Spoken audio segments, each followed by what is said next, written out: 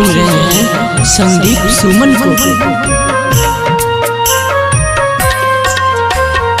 केहन कठोर भेलौ जान हमरा भूल गेलौ जान, केहन कठोर भेलौ जान हमरा भूल गेलौ जान, अपना बना के हमरा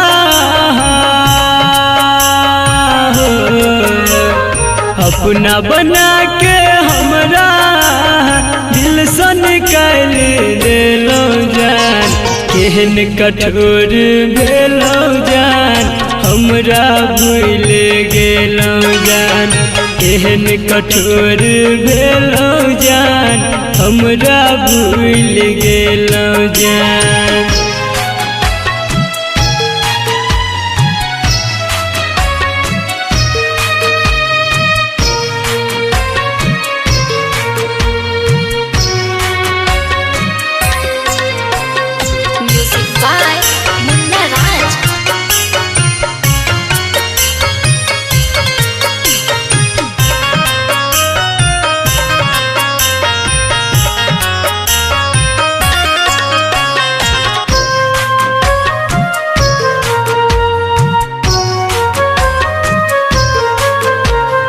पहले रही दीवाना हम अब भेलौ बेगाना हम, दुनिया सतेतै जब हमरा सहबै को नाताना हम।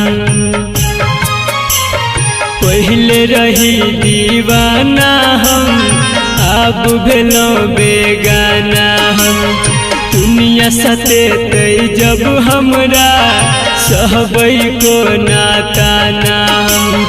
जिंदगी जिए के सहारा हमार हो, जिंदगी जिए के सहारा हमर बस एकटा छेलौ जान, केहन कठोर भेलौ जान हमरा भूल गेलौ जान, केहन कठोर भेलौ जान हमरा भूल गेलौ जान।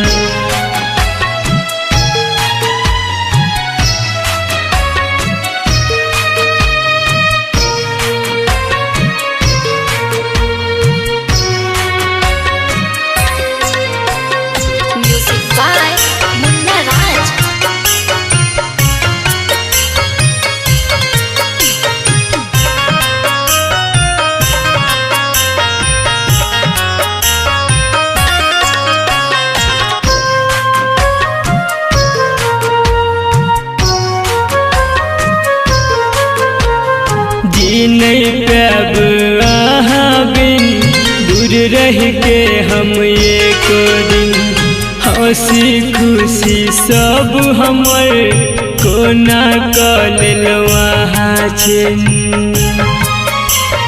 जी नहीं पाब अहाँ बिन दूर रह के हम एक दिन, हंसी खुशी सब हमर कोना कऽ लेलौ अहाँ छिन। संदीप विकेश शत्रुधन कहे हो, संदीप विकेश शत्रुधन कहे कोना बदल गेलौ जान, केहन कठोर भेलौ जान हमरा भूल गेलौ जान, केहन कठोर भेलौ जान हमरा भूल गेलौ जान।